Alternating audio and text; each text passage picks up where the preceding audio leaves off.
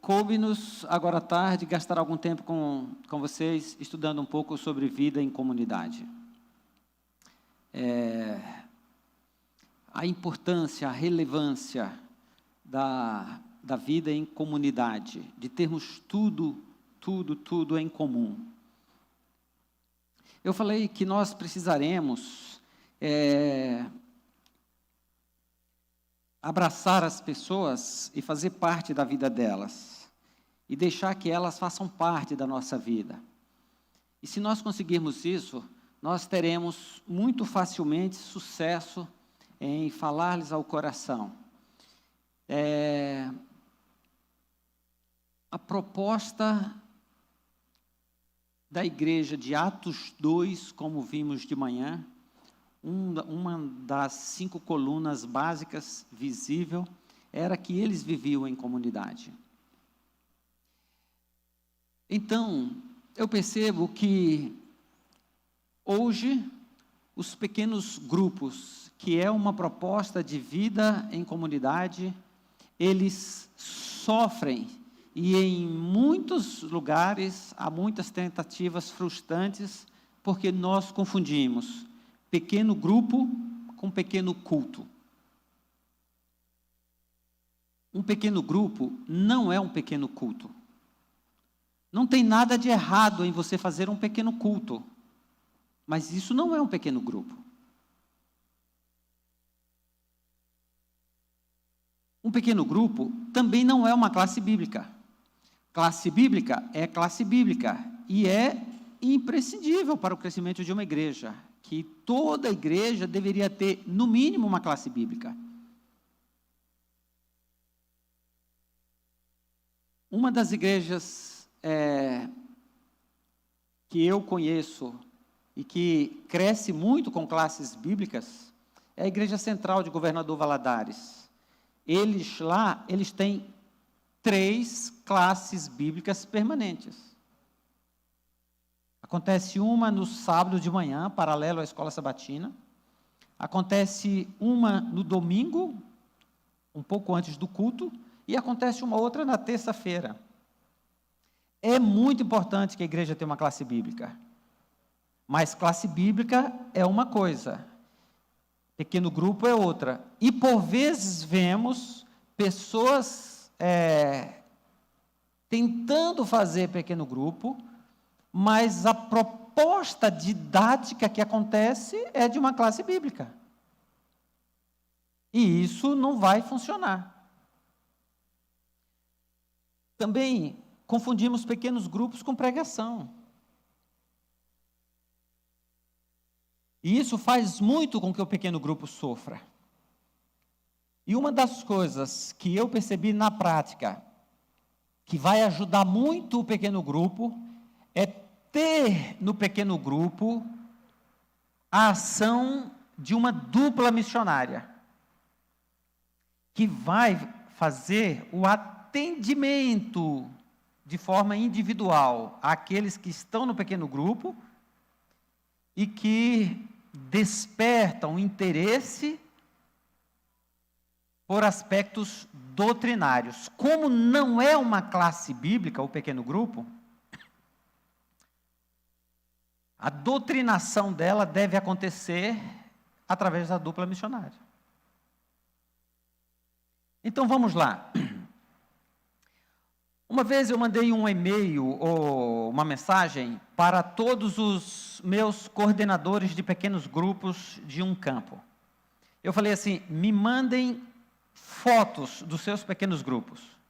E um deles mandou a foto que era mais ou menos assim: ele estava de pé, com uma gravata, à frente tinha umas 10, 12 pessoas, e ele com uma Bíblia na mão falando. A leitura que eu fiz daquela foto foi: isso aqui é um culto. E eu repito, não tem absolutamente nada de errado em se fazer um culto, em se ter um culto, e que seja até com regularidade na sua casa, no seu trabalho. Mas não é essa a proposta de um pequeno grupo. Não é você estar na frente escolhendo um texto bíblico e fazendo uma reflexão e pregando para 8, 10, 12 amigos que eventualmente estejam ali.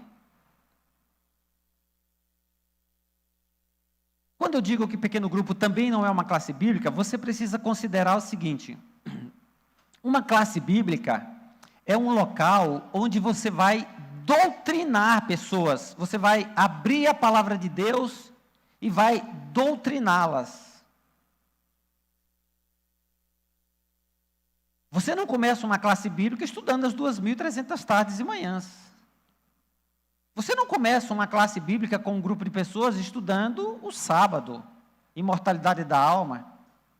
O bom senso diz que você começa uma classe bíblica estudando a Bíblia, a inspiração da Bíblia, a Bíblia como revelação, e depois você passa para a oração, e você vai evoluindo, estudando o plano da redenção, até você chegar no que eu diria, doutrinas fundamentais do Adventismo do sétimo dia. Mas, primeiramente, você trabalha aspectos doutrinários que sejam de conhecimento e de entendimento geral do cristianismo como todo, como, por exemplo, a Bíblia, a inspiração da Bíblia. Qual é o problema de você transformar ou você tratar? O problema não é transformar, você pode pegar o seu pequeno grupo e depois de algum tempo você transformá-lo numa classe bíblica, você pode. Mas qual é o problema de você tratar o seu pequeno grupo como se fosse uma classe bíblica? É que enquanto pequeno grupo, o seu colega, o seu vizinho, o participante daquele pequeno grupo, ele pode e deve trazer o seu amigo, o seu convidado e inserir nesse pequeno grupo a hora que ele quiser. Mas quando você estiver tratando aspectos doutrinários,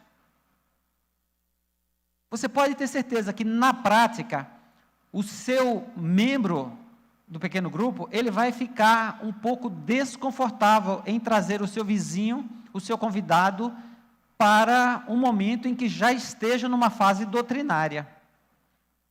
Porque vamos lá. Se você tem um amigo que acredita em imortalidade da alma, você já vai trazê-lo para a classe bíblica no momento em que o estudo for o homem é ou não mortal? Talvez não seja o mais sábio. Talvez o mais sábio seja você trazê-lo para o estudo no momento em que esteja estudando a Bíblia.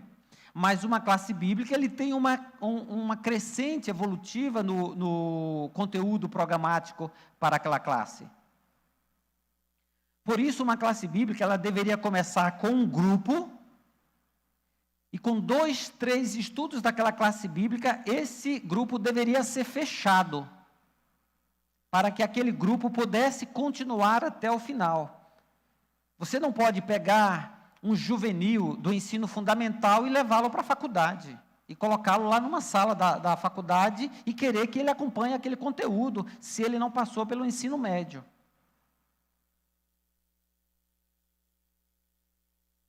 O pequeno grupo, portanto, na minha concepção prática, é o local onde você desenvolve relacionamento com ele. E quando você consegue sentir que você tem a amizade dele, tem o coração dele, aí alguns autores até defendem que você pode fechar o seu pequeno grupo, depois de 6, 8 meses de existência, porque se alguém vai à sua casa 6, 8 meses toda semana, ele já se torna seu amigo. Alguns autores defendem que você pode fechar o seu pequeno grupo nesse momento e começar com aquele mesmo público uma classe bíblica. Aí você vai doutriná-los, aí você vai para as doutrinas fundamentais da Bíblia e do Adventismo. E depois que você passar essas doutrinas, aí você pode fechar a sua classe bíblica e começar um novo ciclo buscando novas pessoas em um pequeno grupo. E quando você está no meio desta fase inicial do pequeno grupo, que alguém faz uma pergunta para você, tipo, por que vocês não comem carne de porco? Se a pessoa está perguntando, ela está em um nível doutrinário de ter essa resposta, porque é uma necessidade dela. Mas talvez ela esteja do lado de alguém que ainda não esteja no nível de ouvir essa explicação. Aí entra o papel da dupla missionária. O coordenador do encontro pode dizer assim, olha, a sua pergunta é muito boa, é uma pergunta muito interessante, mas nós podemos gastar mais tempo ao respondê-la, portanto, eu proponho que nós marquemos um horário, tipo no seu trabalho, na sua casa, no seu consultório, no seu escritório, e lá, mais demoradamente, eu vou estudar esse assunto com você. Eu vi isso acontecer com sucesso. Você tira do ambiente do pequeno grupo, já que você não está numa classe bíblica, e leva para o individual, e atende a pessoa individualmente. Acho que os pequenos grupos sofrem quando fazemos esse nível de confusão. Eu vou para a prática, e aí, na prática, a gente pode entender melhor isso aqui. Um dia, eu vi este gráfico, essa ilustração, e me chamou muita atenção, porque achei bem prático. A pessoa que apresentou propôs que uníssemos todos esses pontos, sem que necessariamente pudéssemos tirar a caneta do papel. Como pode fazer? Então, vamos dizer, eu pego aqui de cima, trago aqui 1, 2, 3, 4. O do meio ficou. Se eu pego cortando, como eu vou fazer?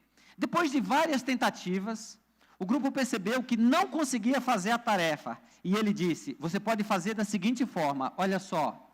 1,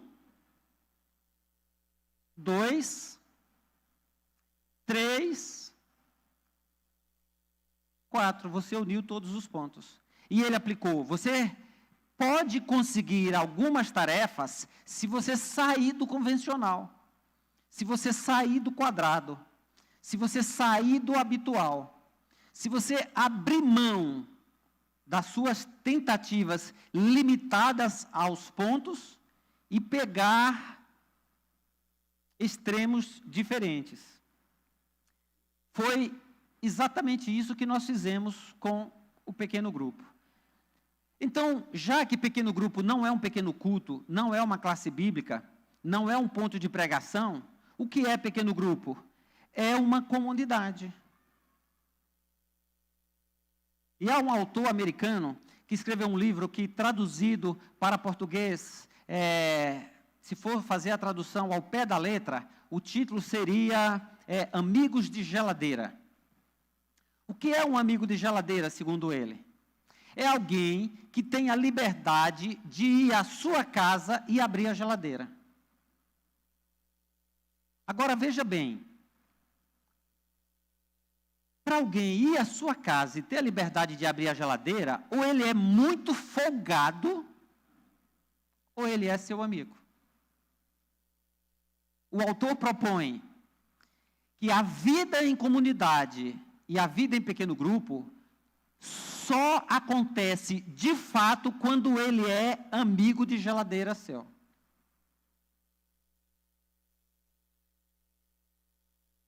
É uma abordagem intencional. Precisa necessariamente ser um encontro semanal e informal. E é um estilo de vida que se desenvolve. Vamos tratar disso de forma mais clara. Essa é a Rosa, aquela amiga que mencionamos aqui no culto de manhã. Ela se tornou a nossa amiga de geladeira. Ela ia todas as semanas na nossa casa. E ela se tornou amiga a ponto de nós podemos falar para ela com segurança: Rosa, o seu emprego é importante, diz respeito à manutenção da vida, porém, A palavra de Deus é inegociável. E a Bíblia está claramente falando para você, do Gênesis ao Apocalipse, que você precisa guardar o sábado. E ela dizia, mas como eu vou fazer se a companhia aérea exige de mim as minhas escalas de voo? Você precisará fazer a sua escolha. E ela se posicionou pelo Evangelho. Mas lembre-se, nós falávamos de manhã, que ela só conseguiu fazer isso depois que ela tinha amizade conosco, a ponto de falar dos seus medos, das suas inseguranças, com lágrimas nos olhos.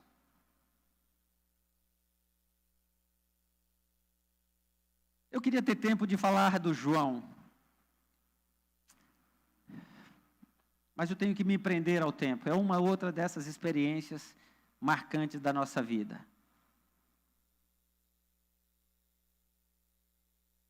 Aos 72 anos de idade, ele nunca tinha entrado dentro de uma igreja evangélica.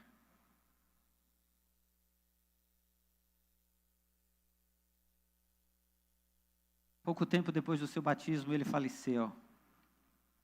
Mas você precisa ver a alegria, a satisfação deste homem de ir para a igreja. Mas antes de ir para a igreja, antes de ter coragem de entrar dentro de uma igreja evangélica, ele participava de um pequeno grupo, onde ele tinha os seus amigos de geladeira. No batismo dele, ele tinha os 3 filhos dele assistindo o batismo. Os 3 PhD em alguma área da vida. Altamente cultos, os 3. Uma família altamente culta. Ele dizia, não passa na minha cabeça, pastor, entrar em uma igreja evangélica. Na verdade, pastor, não passa na minha cabeça entrar em igreja nenhuma. Mas um dia eu fui introduzido num pequeno grupo, e eu fiquei tão amigo daquelas pessoas, que eu descobri que no final de semana, eles iam à igreja. E eu vi que não era tão esquisito assim a igreja. Passou a ir. Esse é o peso do pequeno grupo. Essas duas aqui, Diana e Alessandra, essas duas moças, elas nos impactaram. O Edivaldo Arnas era um ancião da minha igreja e também um membro do meu pequeno grupo. Todos, às segundas-feiras à noite, eles estavam em nossa casa. O Edivaldo Arnas era administrador de uma empresa, de um grupo de 10 lojas. E a Diana, aquela moça ali mais alta, ela era a tesoureira, a diretora financeira deste grupo. A outra, a Alessandra, a que está no meio ali, ela era a telefonista da empresa. A Alessandra chegou para a Diana e falou assim, eu estou muito angustiada, porque o meu filho teve um sonho, ele sonhou que um bicho comeu o braço dele e agora ele está em crise. O Edivaldo Arnas ouviu isso e disse assim, então vamos participar de um encontro semanal de amigos e lá, entre outras coisas, tem crianças, e vamos levar o seu filho para brincar com essas crianças, enquanto nós estamos ali à sala, trabalhando, tratando de alguns temas. E ela falou, mas que temas? Ela é batista. Ele falou, são temas cristãos. Todos temos a Bíblia como ponto em comum. Ela falou, tá bom, levou o filho. A minha filha mais velha, que hoje tem 19 anos, Amanda, ela era a pessoa que cuidava das crianças no pequeno grupo. Então, nós literalmente fazíamos assim, pegávamos todas as crianças que iam, colocávamos dentro do escritório, fechava a porta, e eu não queria mais saber o que acontecesse ali dentro. Eu queria, era que os pais tivessem tempo para que eu pudesse trabalhar com eles na sala. De vez em quando, saíam de lá chorando. E eu fazia questão de abrir a porta, empurrar para dentro e fechar de novo, e dizer, resolve os problemas de vocês aí, que vocês estão todos no mesmo nível. Para facilitar as coisas, a gente colocava um filme bíblico lá e uma caixa de bombom lá em cima da TV. Dizia, no final do filme nós vamos fazer 3 perguntas. Quem responder as perguntas ganha a caixa de bombom. Era o jeito que a gente achava deles ficarem mais ou menos quietos lá dentro. Mas o que eu queria era que os pais tivessem liberdade de ficar conosco na sala. E olha, eu fiz todas as tentativas de pequeno grupo que você possa imaginar. Eu fiz com música, sem música, com oração na abertura, sem oração na abertura, com comida, sem comida. Eu fiz todos trazendo lanche, eu fiz cada dia, um fazia o lanche para todo mundo. Eu fui fazendo todas as tentativas. E aqui eu achei mais fácil e mais seguro foi todos os membros adventistas do meu pequeno grupo eram convidados a trazer alguma coisa para o lanche. Um suco, um pão de queijo, um bolo de cenoura. Alguém tinha que trazer alguma coisa. Isso não ficava pesado financeiramente para mim, porque você oferecer um lanche uma semana, está tudo perfeito. Mas você colocar no orçamento do mês já 4 lanches para 10, 12 pessoas, já requer um ajuste. E o problema maior não era nem o financeiro, o problema maior era a minha esposa administrar isso. Ela falava, eu estou ficando louca, porque eu não sei administrar esse cardápio. Eu ofereci pão de queijo com bolo de cenoura na semana passada e agora vou oferecer o quê? Então eu falei, vamos resolver esse problema. Cada um traz alguma coisa, coloca ali e nós lanchamos juntos. E foi no período que nós estávamos em contato com o princípio amigo de geladeira. Então, nós fazíamos literalmente assim. A pessoa tocava a campainha, a gente abria a porta, ela vinha com uma bandeja de lanche, salgados, alguma coisa, e ela oferecia para que nós pudéssemos pegar, e nós dizíamos assim, por gentileza, põe na geladeira. Como assim? Põe na geladeira. Abre a geladeira e põe esse negócio lá. E a gente percebia o constrangimento das pessoas. Elas chegavam na geladeira assim, parecia que ia ser algo que ia dar choque. Finalmente, elas conseguiam abrir e faziam literalmente assim, ó.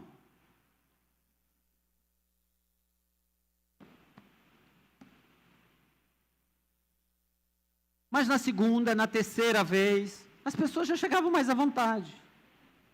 Lá para a quarta, quinta vez, ele já chegava, já tirava a grade, já puxava aquilo para lá, já ajeitava lá, e estava tudo bem. A minha esposa já tinha preparado previamente a geladeira para esse tipo de coisa, né? Aqueles restos de almoço, de tapué, aquelas coisas que ficam lá, a gente já tinha dado um jeito naquilo, a geladeira já estava pronta para receber os nossos amigos. O Edivaldo Arnas, vindo com a tesoureira da empresa, e a telefonista passou em uma padaria e comprou, eu não sei como nós chamamos aqui em Belém do Pará, lá nós chamamos de baguete, é um pão grande, é um sanduíche grande, baguete também? Ok. Ele foi lá, passou lá numa padaria e comprou uma baguete daquela. E levou. E no segundo dia de encontro, ou seja, na segunda vez que ele foi, ele passou lá na padaria e mandou fazer uma baguete daquela, com alguma diferença dos ingredientes que compunha ali, e levou também. E as meninas observando. Na terceira semana, ele disse para elas assim, olha, eu tenho que atender uma filial lá em Natal, no Rio Grande do Norte, não vou chegar a tempo na segunda-feira para o pequeno grupo, vai vocês. E elas foram. E a Diana, dirigindo, parou naquela padaria e falou para a Alessandra, nós temos que levar uma baguete. E ela chegou lá e falou assim, eu quero levar uma baguete para a casa de uns amigos especiais, e eu quero que seja uma coisa assim muito bonita. Eu queria que você recheasse e que você botasse bastante presunto para ele ir assim, bem rico, bem à vontade. Eu suponho que a padaria falou, mas isso vai custar mais. Ela falou, não importa, eu quero levar para os meus amigos o melhor. E ela foi para casa. Tocou a campainha, quando eu abri a porta, gente, o cheiro do porco estava vivo. quase que o porco se contorce ali dentro do pão, junto com o tomate, alface, o que tinha lá. E quando eu olhei assim, e aquele cheiro, outros que já estavam ali foram olhando assim para mim, e eu entrei no modo automático e falei, por favor, põe na geladeira. E elas falaram, como? Eu falei, põe na geladeira. E elas foram assim, uma que encostando na outra, assim, que tomando coragem, e abriram a geladeira, e o troço não conseguia entrar. A minha esposa percebeu, falou, olha nessa gaveta primeiro aí, tem faca, sabre, corte, pode colocar aí dentro. E elas pegaram, com timidez, abriram a gaveta, cortaram aquele negócio, ajeitaram lá, fecharam assim, bem, e voltaram e sentaram na sala. Qual era o assunto que estávamos ali conversando na sala? Essa Dilma inocente, se vai ser impeachmentada, se o Temer assume, se o Temer assumiu ou não, se o Flamengo vai ganhar do Corinthians, Paysandu e Remo, quem é o melhor, quem foi para a primeira, quem foi para a segunda. O assunto é o assunto do momento ali. Nós estávamos conversando informalmente qualquer coisa ali, e esperando alguns chegarem. Por volta de 30 minutos nessa conversa gostosa, eu dizia, bem, todos chegaram, já são 8 horas, vamos começar o nosso pequeno grupo. Gente, por gentileza, abram a geladeira e montem a mesa. E aí as pessoas iam lá, abriam a geladeira, traziam, montavam a mesa. As crianças já no quarto lá, resolve o seu problema para lá. Era a ordem para minha filha. E a gente sentava na mesa, geralmente 8, 10 pessoas ali em volta da mesa. Eu sentava numa ponta da mesa mais estratégico. A mesa pronta, ali eu abria a Bíblia, em um texto previamente escolhido. E eu dizia, vamos orar a Deus nesse instante? Feche os seus olhos. E dizia, Senhor, nós vamos abrir a Tua palavra para o nosso alimento espiritual, bem como o alimento físico que temos aqui na mesa. Nos abençoa, em nome de Jesus. Uma oração simples. Não era hora de eu fazer pedido de oração por alguém que está lutando contra um câncer, por alguém que está entubado. Não era hora disso. É hora de eu ser pontual ali. O alimento espiritual e o alimento físico. E eu dizia, por favor, pode se servir. Eu mesmo já buscava ali um pedaço de bolo, um pão de queijo para cá, um copo de suco, se fosse uma época fria, um chá quente. Eu já puxava ali para cá, e eu abria o meu texto e dizia assim, o texto que eu escolhi para hoje é... Então eu fazia a leitura do texto e começava a fazer uma reflexão em cima dele. Tipo... Porque Deus amou o mundo de tal maneira que deu o seu Filho unigênito para todo que nele crê não pereça, mas tenha vida eterna. Foi o texto que eu escolhi para hoje. O que esse texto fala para você? Entendi. Como isso se aplica à sua vida? Entendi.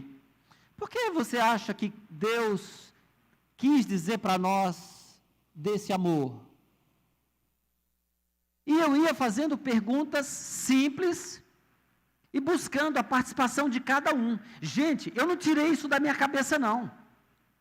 O segundo fórum de pequenos grupos da divisão sul-americana é que propôs isso. Isso está no livro Pequenos Grupos, Teoria e Prática, que é o conjunto é o documento produzido por esse segundo fórum. Foi reunido, foi organizado pelo Aeron Santana. Em português, é o que eu vi de melhor sobre pequeno grupo. Eu pegava esse livro da Casa Publicadora Brasileira, que é o resultado do segundo fórum da divisão sul-americana, e usava, e lá tem exatamente isso. Você pega o texto e você aplica 3 perguntas. O que o texto está dizendo? Como isso se aplica a você? O que muda na sua vida depois de compreender isso? E eu dava oportunidade para as pessoas. Geralmente, aquele mais tímido eu deixava por último. Aquele mais falante, eu já soltava primeiro. Se ele queria esticar muito, eu falava, entendi. E isso aqui, passando para você, como que é? Enquanto isso, as pessoas estavam ali comendo. E a gente conversando. sobre um texto bíblico. Neste dia que a Diana me trouxe o roncante lá, sabe qual era o texto que eu tinha escolhido? Tudo posso naquele que me fortalece. Eu falei, meu Deus, será que eu tudo posso mesmo? Como é que eu vou fazer agora diante disso aqui, Deus? Então eu falei, Senhor, toma agora o coração dos teus filhos que estão aqui, Senhor, e nos ajuda nisso. Levantei a mão, fiz a oração e falei, pode se servir.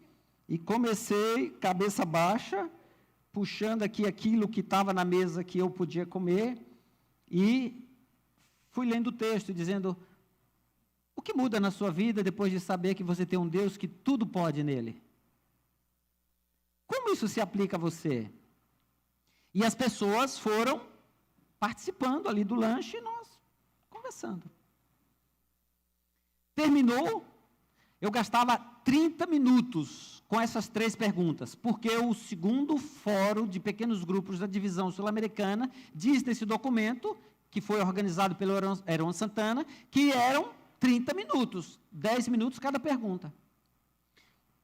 Depois que eu terminava isso, eu organizava o grupo e dizia, agora vamos fazer um momento de oração, e assim terminamos o nosso pequeno grupo.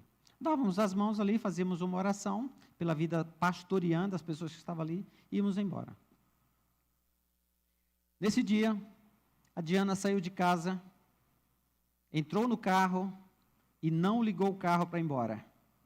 Pegou o telefone celular e ligou para o Edivaldo Arnas, que era aquele ancião meu, administrador da empresa que ela era tesoureira e que não estava ali naquele dia. Ela pegou o telefone e disse, Arnas, estou preocupada.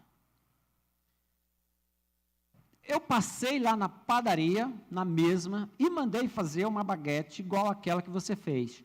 Trouxe, coloquei sobre a mesa, e ninguém comeu da baguete que eu levei. Não era para ter levado? Eles se sentiram ofendidos porque eu levei? Eu vi que você levava, porque eu não pude levar? Para não dizer que alguém comeu, eu e a própria Alessandra comemos. Porque nós levamos, mas os outros não tocaram no que nós levamos. Eu estou me sentindo ofendida. Ele falou, não se preocupa com isso não, na quarta-feira eu estou de volta e eu mesmo explico para você. Eu vou ver o que aconteceu, vou conversar com eles. Mas acho que você está vendo coisa. Ela, não estou vendo coisa não. Eu levei com muito carinho, eu até mandei caprichar, eu coloquei lá na mesa, eu queria que eles comessem, que ficassem felizes pelo que eu levei, e eles não comeram, nem sequer tocaram. E você acha que eu estou vendo coisa? Eu estou até envergonhado, eu estou até constrangida com essa situação. E ele falou, para com isso, relaxa. Quarta-feira eu estou aí, eu vejo o que aconteceu. E, não. Ele disse, olha, na segunda-feira a gente conversa sobre isso lá. Ela falou, eu nunca mais volto lá. Porque eu mandei fazer uma baguete tão especial, que eu até pedi para que eles dobrassem a quantidade de presunto, para ficar muito bonita. O Arnas falou, estou entendendo. Você colocou presunto na baguete? Ela, é por isso que ninguém comeu, nós não comemos presunto. E por que você não come presunto? Porque presunto é de porco, e a Bíblia diz para nós não comermos carne de porco. A Alessandra, que é batista, que estava do lado, a Bíblia diz para nós não comermos carne de porco. Eu sou evangélica desde criança, eu nunca vi isso, não existe isso na Bíblia não. Existe sim. Onde? Quarta-feira eu estou aí e eu pessoalmente vou abrir a Bíblia para vocês e vou mostrar isso. Ação da dupla. O doutrinamento. Ela chegou num nível relacional que ele podia doutriná-la. Ela já era uma amiga de geladeira. E ele podia fazer isso. Na quarta-feira, quando ele chegou, o assunto lá na empresa foi aquele. Eles sentaram e foram estudando aquilo. Na outra segunda-feira, ela pegou o carro, foi em direção à nossa casa, parou na mesma padaria e falou, faz uma baguete. E capricha. Essa cena nunca esqueço. Tocou a campainha, eu mesmo abri. Já tinha umas 4 ou 5 pessoas ali. E ela estendeu a mão para mim e falou assim: gente, desculpem o mico que paguei segunda-feira, essa não tem carne de porco não, tá? E eu falei: por favor, põe na geladeira. Depois de 1 ano e 2 meses, no dia 14 de janeiro, nós estávamos ali dentro do tanque batismal, batizando as duas. Porque ela era nossa amiga. Nós nos relacionávamos. Nós chorávamos com os problemas dela. A Alessandra, a moça que até então era batista, ela teve uma filha que engravidou aos 14 anos. E ela chegou lá angustiada. E nós abraçamos, e oramos, e choramos, e sofremos juntos com ela. Alguns meses depois, essa criança nasceu, e nós celebramos. Apresentamos a criança na igreja. Criamos os tais chás de fralda e etc. para apoiá-la. Essa é a estrutura de comunidade, que não é possível acontecer em um auditório como esse com 300 pessoas. Mas em um pequeno grupo, 8, 10, 12 pessoas juntos, você pode falar face a face, olhar nos olhos, celebrar e chorar com os que participam.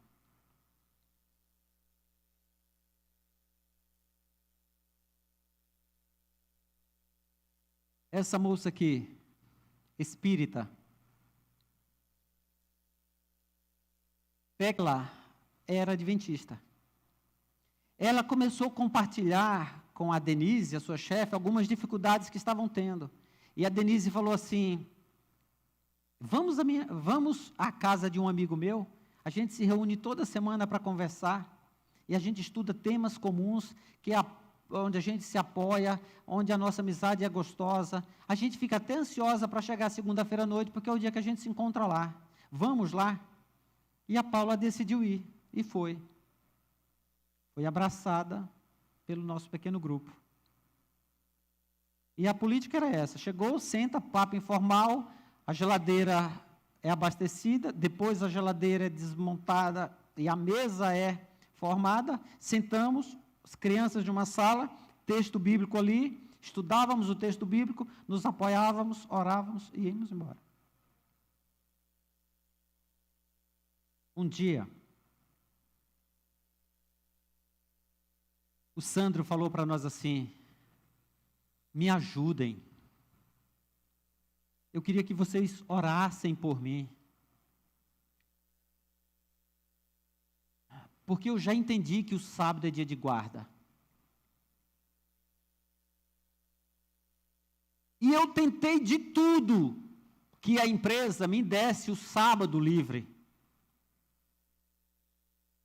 Mas eles me fizeram escolher entre o meu emprego ou a minha fé. E eu preferi escolher a minha fé. Eu fui demitido. E hoje eu não sei o que fazer. Ele não era um adventista, não. Mas ele participou por cerca de 1 ano do nosso pequeno grupo e formou a estrutura de amigos de geladeira. E ele um dia falou assim: mas a igreja de vocês se reúne no sábado? Por quê? Nós vamos estudar isso com você. E entrava a ação da dupla missionária. Por que nós não podemos estudar o sábado já com ele ali na hora que ele fez a pergunta? Porque no dia que ele fez aquela pergunta, a Diana, que era batista, estava indo pela primeira vez do pequeno grupo. Como é que eu ia estudar o sábado com ela ali?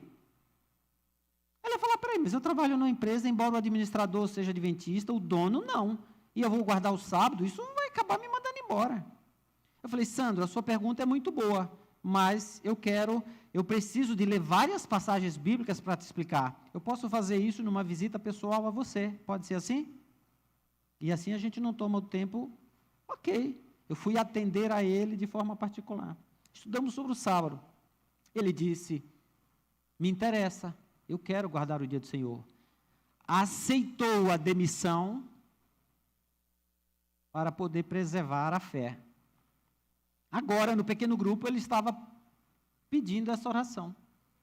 Me ajudem. Nós começamos a orar. Cerca de um mês depois, ele voltou ao nosso pequeno grupo com o seguinte pedido.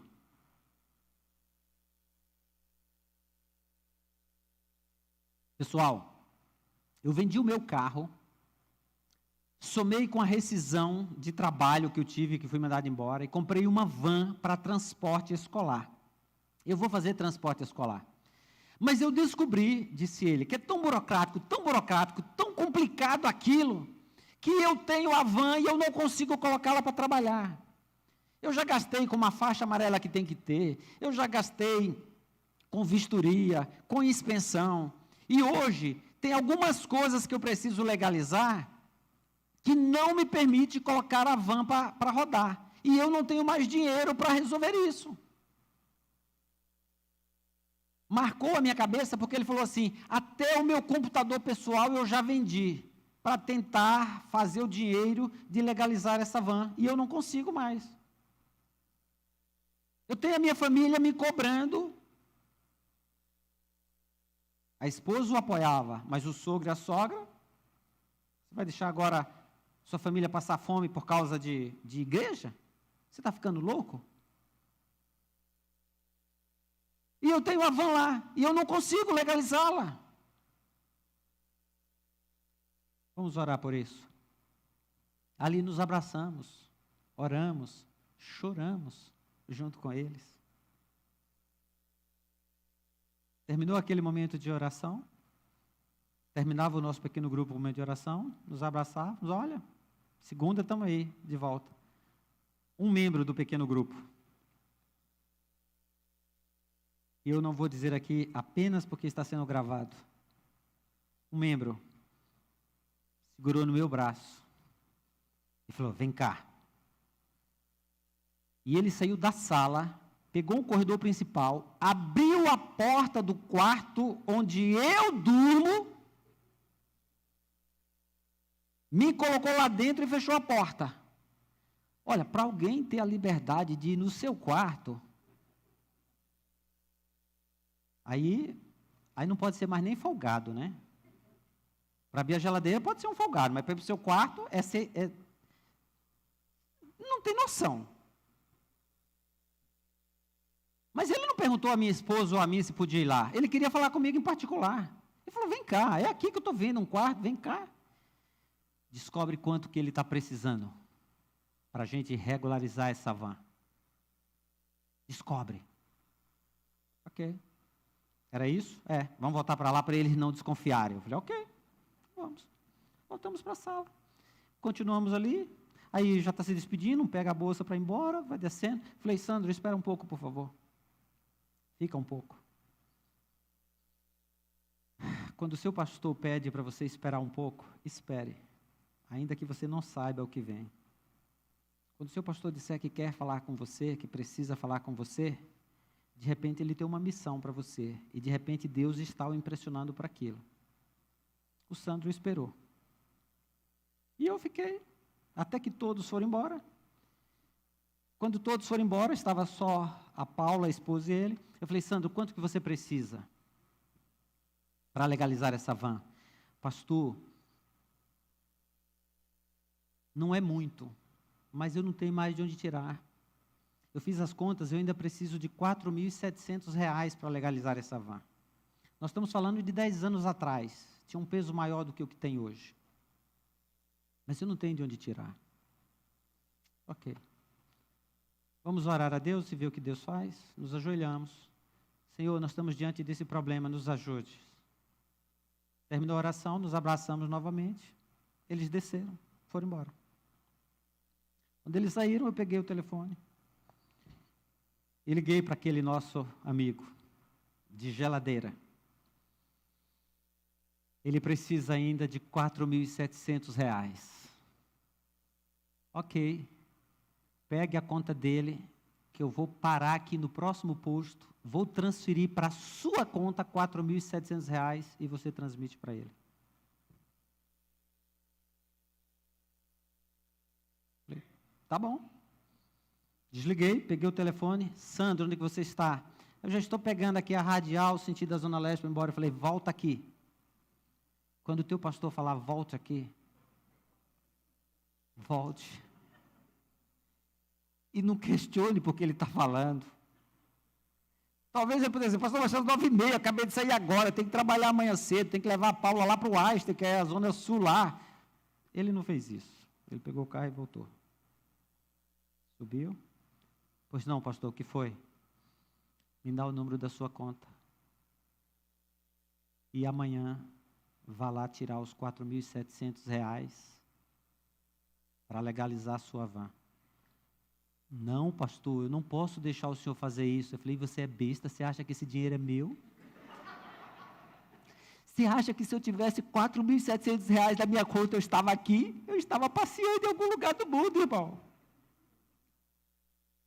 Não, pastor, mas eu não posso deixar a igreja passar por isso. E quem te falou que é da igreja? Pastor, de onde você está arrumando esse dinheiro? Não é problema seu. A bênção veio. Nós não oramos para te ajudar.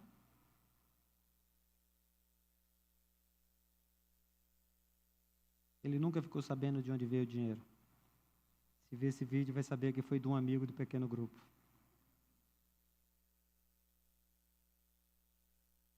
É assim que o pequeno grupo funciona.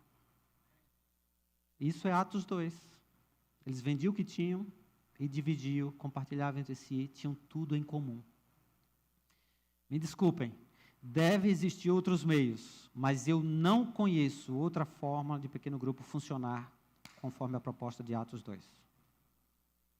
O Sandro foi batizado. A Paula foi batizada. E aqui, exatamente aqui nesta foto, eles estão olhando para o tanque batismal, onde nós estamos batizando a Diana e a Alessandra. E eu queria ter tempo de falar do Sidney. Mas o nosso tempo já não permite. Pelo amor de Deus, esta é a igreja do sonho de Deus. Ela precisa ter discipulado, ela precisa ter comunidade, que é pequenos grupos, ela precisa ter celebração, vimos de manhã, ela precisa ter ministérios. Talvez eu consiga achar tempo amanhã, no último encontro, para a gente falar um pouquinho de ministérios. E ela tem evangelismo intencional, que é aquilo que eu falei de manhã, contando a experiência daquele juiz. Que Deus possa te abençoar. Eu não quero fechar a pauta pequeno grupo, mas eu quero dizer, vale a pena experimentar. Não tem nada tão eficiente para ganhar pessoas para o reino de Deus, quanto você puxar para você, porque quando você puder tê-lo com a cabeça no seu ombro, você poderá ter acesso ao coração dele e colocar Jesus Cristo. Que Deus te abençoe.